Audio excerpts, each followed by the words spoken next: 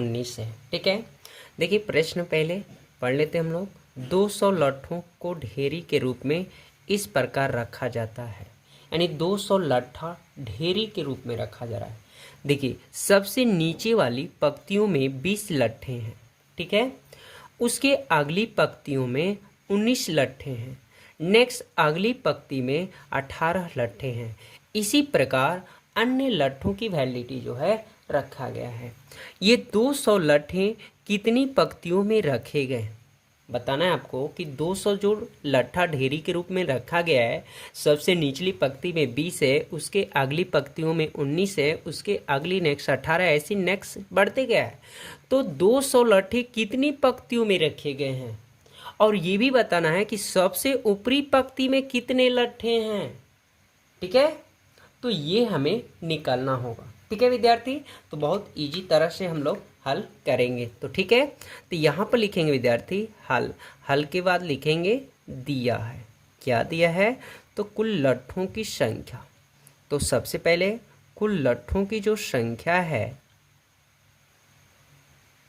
कितना है, 200 है। ये क्लियर हो गया।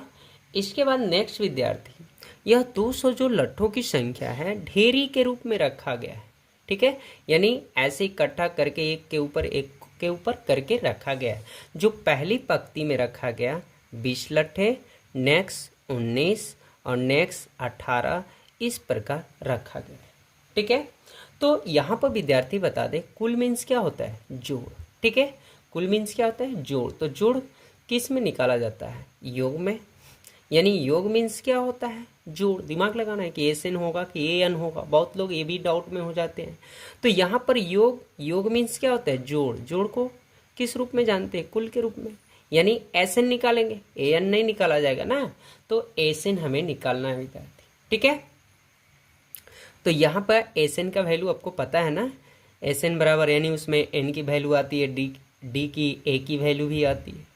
तो ये सारा सबसे पहले ऐड करना होता है। तो ए का मान देखिए कितना है, 20, और डी का वैल्यू होगा A2 माइनस A1, तो डी की वैल्यू माइनस ए। क्लियर हो गया। और एसएन की वैल्यू यानी कुल, एसएन मतलब योग, जोड़। कुल जोड़ कितना है, 200। 200 जोड़ा गया लट्ठों की, पूरा पंक्तियों को जोड़ के बताया गया है, इसमें 200 लट्ठे। ठीक है, तो इसमें बताना है कि कुल 200 लट्ठे की कितनी पंक्तियां हैं। ठीक है, यानी एन की वैल्यू पता नहीं है। तो देखिए एन की वैल्यू दिया है, यहाँ सूत्र ऐड कर लेंगे। तो देखिए एन की वैल्यू नहीं है, ए की वैल्यू 20, एन की वैल्यू नहीं है, डी की वैल्यू, और एस एन की वैल्यू टोटल 200। तो यहाँ पर बराबर करके 200 लिखे या इधर लिखे, कोई दिक्कत। चलिए 20 दूना 40, और यहाँ देखिए यहाँ पर थोड़ा सा बढ़ा लेते हैं, एक में एन करिए, एन माइनस, और प्लस में गुणा करिए, माइनस माइनस उस गुणा करिए, +1 हो गया।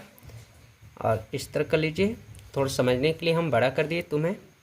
यहाँ पर देखिए 40 माइनस प्लस में गुणा करिए, माइनस प्लस प्लस में गुणा करिए, प्लस, क्योंकि कोष्ट में गुणा ही होता है। ठीक है, और डबल चिन्ह है तो गुणा हो गई।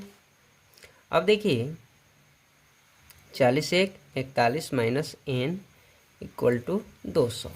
अब देखिए कोष्ट मीन्स गुणा, तो टोटल से होगा ना, जितने कोष्ट के अंदर होता है सभी से गुणा होता है। तो 41 एन एन में करिए, n²/2 इक्वल टू 200। देखिए क्रॉस मल्टीप्लाई, तो यहाँ पे एक बार ऐसे कर लीजिए, हो गए। अब देखिए बड़ा पहले घात को लिखना होता है। ठीक है, कोई भी चर राशि का आता है बहुपद या समीकरण के रूप में, तो पहले बड़ा लिखा जाता है। तो पहले बड़ा घात, इसके बाद घात 2 के बाद घात 1 है, प्लस 41 एन, अब प्लस है तो माइनस। देखिए ये समीकरण के रूप में हो गया, द्विघात समीकरण। तो कोई भी समीकरण हो, माइनस शुरू में कभी भी आता है तो माइनस का क्या लेते हैं, कॉमन। तो माइनस कॉमन मतलब भाग होता है, कॉमन मीन्स भाग, तो माइनस भाग करो, प्लस n² माइनस प्लस भाग करो माइनस, और यहाँ पे माइनस भाग करो प्लस। ठीक है, बराबर 0। तो n² minus 41 n plus 400 equal to 0। ये हमारे पास समीकरण आ गया। तो अब देखिए यहाँ पे द्विघात समीकरण जो प्राप्त हुआ है इसे गुणनखंड विधि से हल करना होगा, यानी a गुने c पर हल करना होगा। तो देखिए कुछ नहीं करना है विद्यार्थी, a गुने c।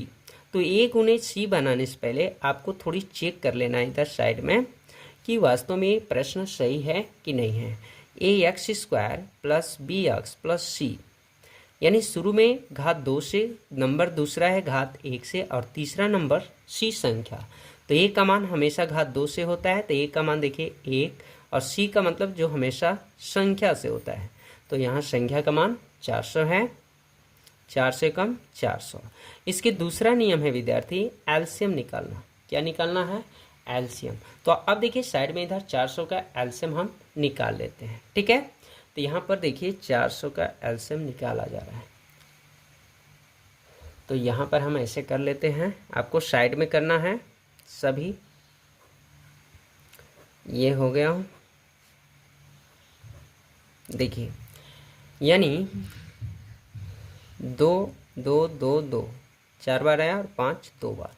इसी जितने भी एलसीएम की संख्या, अगला स्टेप नियम है कि जितने भी एलसीएम की संख्या रहेंगे उसे गुणा करके कितने अंकों में बदलना है? 2 अंकों में। और 2 अंक में ऐसा बदलना है ताकि जोड़ने एवं घटाने पर b का मान आ जाए। ये चीज़ ध्यान रखना है, ठीक है। तो यहाँ पर देखिए आपको b का मान कितना लाना है? -41। तो देखो कैसे गुणा करेंगे कि हमारा 41 आ जाए। 2 अंक बनाना है गुणा करके और जोड़ने घटाना है ताकि b का मान आ जाए, ऐसा 2 अंक होना चाहिए। तो देखो यहाँ पर करना है, ये 2 दूना 4, 4 दूना 8, 8 दूना 16 हो गए और 5 25। तो यहाँ पर कंप्लीट हो गया।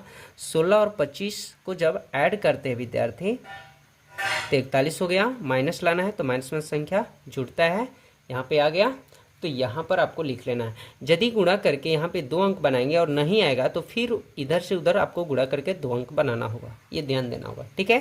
तो लिखेंगे n² minus 16n minus 25n plus 400 equal to 0।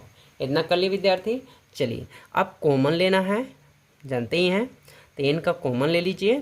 तो n का कॉमन जब लेंगे हम लोग तो देखिए n हो जाएगा, आइए 16 माइनस 25 का कॉमन लीजिए, ये n हो गया। माइनस प्लस में भाग कीजिए, माइनस हो गया। और 25 में 400 का भाग करेंगे यदि तो 25 से कम 25, यानी ये 16 बार में कट जाएगा, ठीक है। यहाँ तक क्लियर हो गया विद्यार्थी।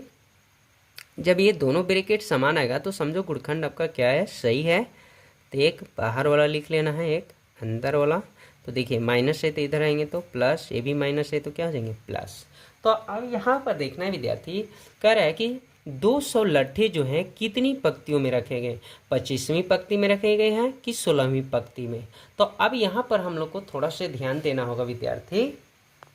अब देखिए यहाँ पे लिखा गया है, तो हम लोग के जो n का मान आया है 25 और 16 आया है, ठीक है। तो अब हमें लोग को समझना है कि 16वीं पंक्ति या 25वीं पंक्ति में 200 पूरे लट्ठे होंगे। तो इसके लिए पहले हमें समझना होगा। तो देखिए पहला पंक्ति, दूसरा पंक्ति, तीसरा पंक्ति और इसी तरह 16वां पंक्ति और इसी तरह फिर कौन पंक्ति आया? 25।